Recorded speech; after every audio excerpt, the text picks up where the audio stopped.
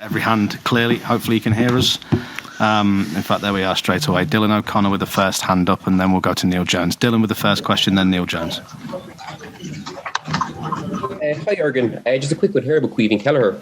You've been working with him for the last 4 years, and I suppose, how has your relationship grown with Caoimhín over the last 4 years at Liverpool?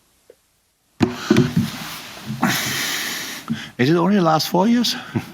So I don't know exactly when I saw Caoimhín the first time, but it's true. It's quite a journey from when I saw him the first time from the boy I saw the first time to the man he is today. I saw from the first second that he's incredible talent. Then first John Achterberg. Then when Jack Robinson joined us, since then as well, the boys are very, very positive. And if you know how a football team works, and you know that the goalies are very often separate. So I don't see them all the time, but I see them in decisive moments. So the development is absolutely top class, and I'm not sure you asked that because I didn't understand everything, but the Alisson Becker is the best goal in the world for me. So there are good goalies out there, but this goalie is absolutely insane. But to be 100% honest, for me, Caoimhín Kelleher the best number 2 in the world as well, especially for the way we play. And he had an incredible game. People asked me rightly before the final, like 2 weeks ago or something, if we will give Caoimhín another game to get some rhythm or whatever. And actually, to be 100% honest, it was the first time when I thought about it. Oh, yeah, there's no rhythm. But that's life of a number 2, especially of a young number 2. That you just have to be ready when you are called. And the game he played tonight was absolutely incredible. I'm at least, sorry, so many questions. I'm not 100% sure I have the full story of the whole game, but I can remember at least 2 incredible saves. Probably were more. So he proved that the decision to line him up was absolutely right. And then in a very spectacular penalty shootout, he showed the whole range of his skill set. First and foremost, he's a goalkeeper, so he saved one. But before that, he finished one off with his really skilled feet. And top class. Dylan, we'll go to Neil Jones and then Zia. Neil first, though. Hi, Jürgen. First of all, congratulations. Thank you. Secondly, I'm sure as a manager you would pick that to go through 21, 22 penalties and 120 minutes. But in a way, is it the perfect way for this team to win because everyone contributed? 5 subs, 11 penalty takers, cleared people along the way. Is that the perfect illustration of what this team's about? Perfect would have been if we could have had more players on the team sheet already, because this is today I had to make a few really tough decisions, and I said the boys in the meeting when all the boys were in, even the boys who were not on a team sheet, I said this here is my squad plus, and now I have to be careful that I don't forget anybody, but plus Tyler Morton, who was not with us because he was here I hope, but not in the hotel because he's slightly injured. Connell, Owen, Harvey from the U18s. Not sure who I missed. All the boys who were here. Elijah played some minutes as well. Elijah, exactly, played some minutes as well. Adrian saved our ass in Preston. So it is, the whole journey was absolutely outstanding. So we were lucky a little bit. We had Adrian at Preston. Then we scored the 2 goals. Without Takumi and without Divock, the goals they scored in the competition, we would not be here.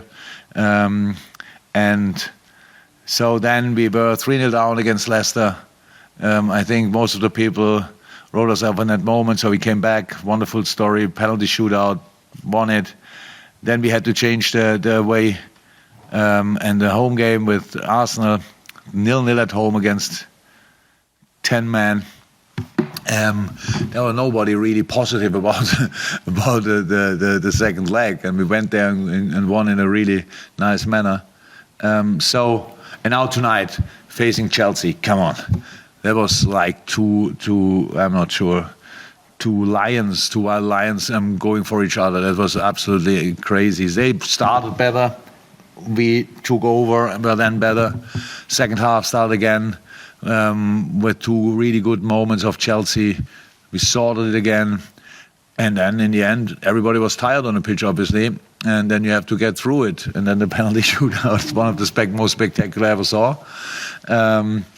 And yeah, absolutely great to win it like this. This is we call it the People's Cup, but the whole journey was a squad journey, and that's what I love most about it. Thanks, Neil. We'll go to Zia, and we haven't got too many other hands, but Zia next, and then this might conclude for us. Thanks. Hi, Jurgen. Hi. Now, VAR was actually introduced to minimize the errors in football, as you know. But here we are discussing VAR again, because I personally was very confused about that Matip's disallowed goal. Now, how do you feel about that? And how do you feel about the progress we made with the VAR in football based on that decision tonight? I didn't see it back. So was there any doubt about the goal of Joel? I don't know. So I didn't see it back, so I cannot say anything about that. But obviously, it's not our favorite subject in a moment since last night. That was obviously a tricky one to understand. But today, I have no idea. Didn't see anything back, so cannot say anything about it. But obviously, there's still space for improvement. But that's how it is. Thanks, Zia. And Chris Bascom from The Telegraph. I think this will conclude because everyone looks like they want to go home. Chris? Yeah. Hi, Jurgen. You've spoken a lot, and the players have spoken a lot about how they wanted so much more with the trophies. And I just wanted to talk generally about the momentum and the feeling that a win like this gives you was so much more still to play for this season. So it's good. Look, we were here and lost the final in a penalty shootout like 6-7 years ago. Afterwards, nobody talks about it. And it's like you were twice in Wembley, you lost both finals. It's not that it was the tight game. We were clear better in the second half against Man City that time. Should have won in the second half, didn't. Then a shootout, we lose 4-1. They finished them. They scored with all, I think, and we missed one. I'm not 100% sure. Don't know it anymore. That's life, of a professional sports person. That's life. That nobody. So now, in 10 years' time, nobody will ask, how did they win exactly against Chelsea? Just have to win it. Were we better tonight than that time against City? I'm not sure 100%. But we are more experienced. That's a massive difference. We don't get nervous when things don't go well. We keep really our nerves and stuff like this. We are, how I said, the start of the game was clear better from Chelsea. But all of a sudden, we were really in the game, and then we let them run, and then we were the clear dominant team. I think I'm not sure 100%, but first half was like 63 something possession against Chelsea. That's not that easy. So a lot of good football stuff, obviously, but over 120 minutes, you cannot hold them back and away from your goal. So they had their chances, and obviously. They scored goals more than us, but they all were offside. That's pretty harsh to take for them, I can imagine.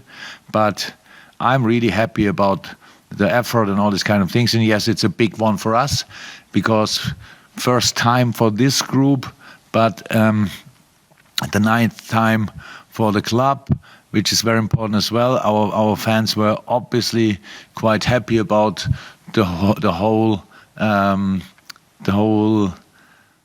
thing tonight. So the game, the atmosphere was outstandingly well. I really loved it.